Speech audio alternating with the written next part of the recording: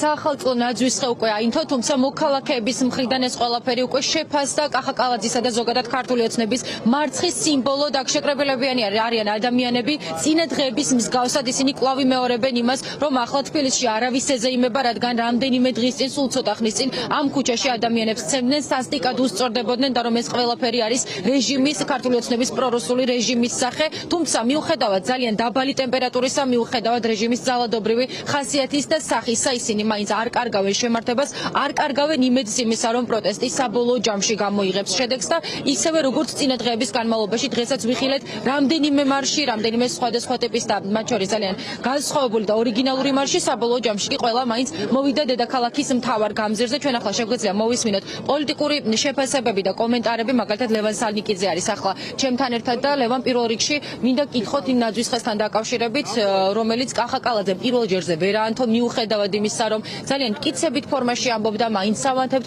ქართულ ხალხს ზეიმს არ წავართმევთო, თუმცა არერთხელ აღნიშნეთ ესეც, რომ ერთადერთი ვინც ქართულ ხალხს ზეიმს ართმევს არის ქართული ოცნება. ნუ მოკლედ საბოლოო ჯამში მას მოუწია დათმობაზე წასვლა და ნაძვისხის ზეიმის გარეშე ანთება.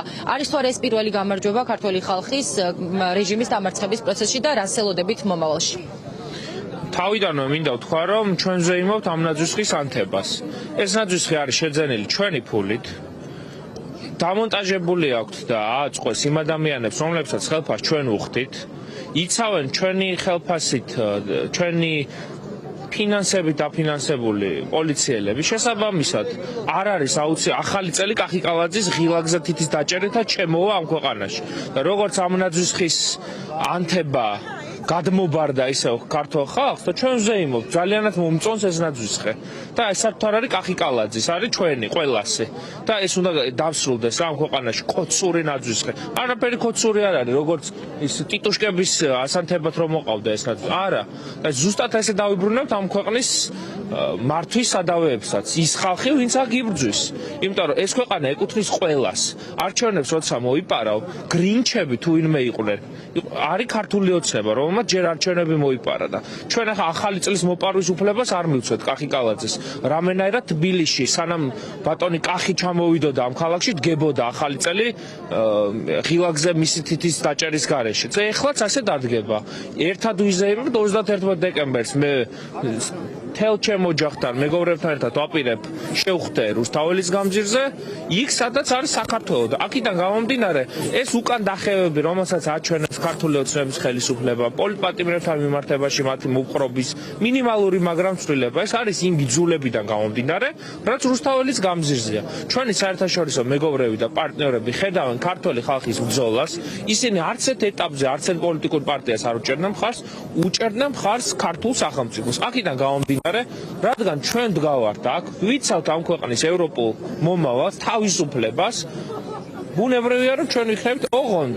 რა თქმა უნდა, გვაქვს პირობა და ჩვენს გვაქვს დავალება შესასრულებელი, რომ 31 დეკემბრამდე ყველა ის პოლიტპატიმარი, ის განსაკუთრებით ის ახალგაზრდები, რომლებსაც ივანიშვილის ხელისუფლება უპირებს ახალი წლის საპყრობილეში დატოვებას, ყველანი უნდა იყვნენ 31 დეკემბრამდე გარეთ თავისუფლებაზე, მათ ოჯახის წევრებთან ერთად და ყველანი ერთად ვნახავთ როგორი ახალი წელი დადგება საქართველოში. იმედით სავსე, მომავლის იმედით სავსე.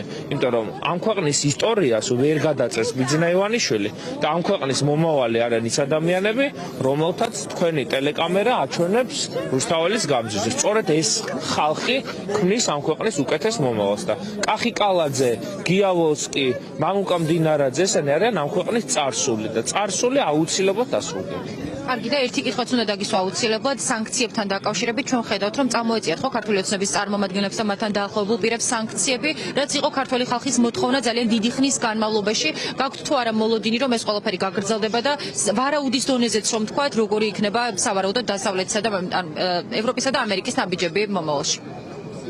ნაბიჯები იქნება იმის შესაბამისი, რაც დაიმსახურა ქართულმა ოცნებამ. დავიწყოთ იმით, რომ დასავლეთი ჩვენ გვიყურებს ნამდვილად ტოვსტორ პარტნიორად. პატივს ცემს ქართული ხალხის ურყევნებას და როდესაც ხელისუფლებამ 26 ოქტომბერს ქვეყანაში მოახდინა საკონსტიტუციო გადატრიალება, უარი თქვა ხალხის ნების ასახვაზე, მიიტაცა ხელისუფლება აირჩია არალეგიტიმური პარლამენტი, არალეგიტიმური მთავრობა და უკვე არალეგიტიმური ეგრეთ წოდებული პრეზიდენტი, ბუნებრივია, რომ ამ პოლიტიკურ ძალასთან არავინ აღარ აპირებს ურთიერთობის გაგრძელებას. დასავლეთის ფასი არის ეს, ვინც იბრძვის თავისუფლებისთვის, ყოველთვის ეხმარება.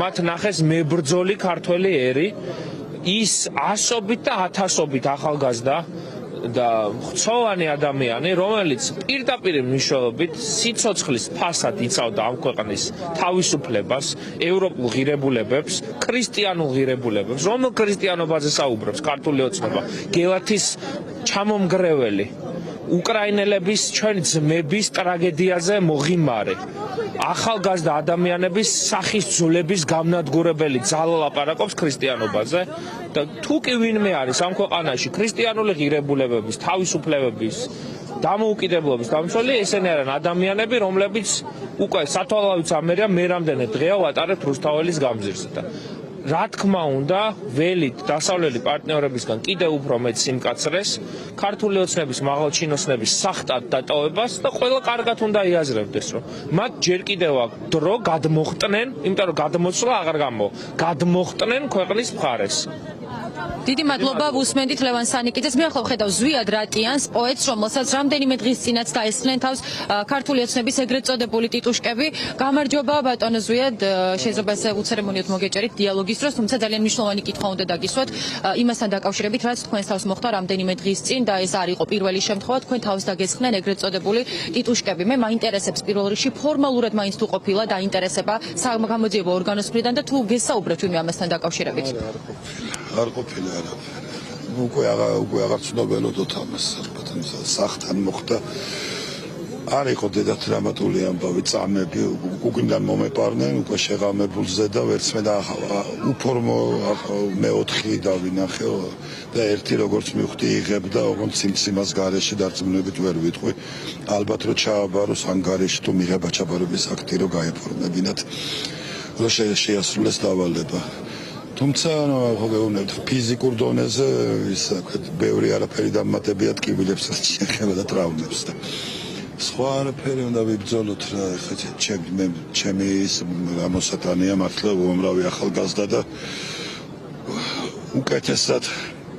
უკეთესად მოსაუბრე მათ შორის ინტერვიუში ეხლა მე შეგჭით ხო ხელში უფრო მეტად დაზარდა გამომდინარე რაც მოხდა თქვენს თავს ესეც საინტერესოა უფრო მეტად დაზიანდა და მე რაღაცა გავარჯიშებული ვიყავი, რეპეტიციები მქონდა გავლილი არა მარტო ამ ტალღაზე და ამიტომ ფიზიკურად შემიძლია აქ ვარ მე წამლებს ვაშველებ და რაღაც გუშინ დავასვენე ჩემი თავი და ეგ შევენაცვლოთ ერთმანეთს თუ საჭირო გახდება და არ დავთმოთ და მე იმედი ვიქონიოთ რომ გავიმარჯვებთ. ბატონო ძალიან დიდი მადლობა უსმენდით პოეტ ზვიად რატიანს, რომელსაც ეგრეთ წოდებული ტიტუშკები რამდენიმე დღის წინაც დახვდნენ სახთან და ეს არ არის პირველი და ერთადერთი შემთხვევა, განსაკუთრებით ბოლო პერიოდის განმავლობაში ქართული ოცნების რეჟიმი უკვე მოინათლა ძალადობრივ რეჟიმად ყველას მხრიდან ოპოზიციონერი პოლიტიკოსებისა და ქართველი საზოგადოების მხრიდან, რაც შეეხება აქ არსებულ ვითარებას, დედაქალაქის მთავარ გამზირზე გრძელდება პროტესტი, მოქალაქეები აქ არიან შეკრებილები და ისინი აცხადებენ, რომ აუცილებლად ყოველდღიურ რეჟიმში მანამ სანამ არ მიაღწევენ სასურველ შედეგს იქამდე არ დაიშლებიან. ჩვენ რასაკვირველია რჩებით ადგილზე და მოვლენების განვითარების პარალელურად კვლავ მოგაწვით დეტალურ ინფორმაციას დამატებით საკითხებთან დაკავშირებით.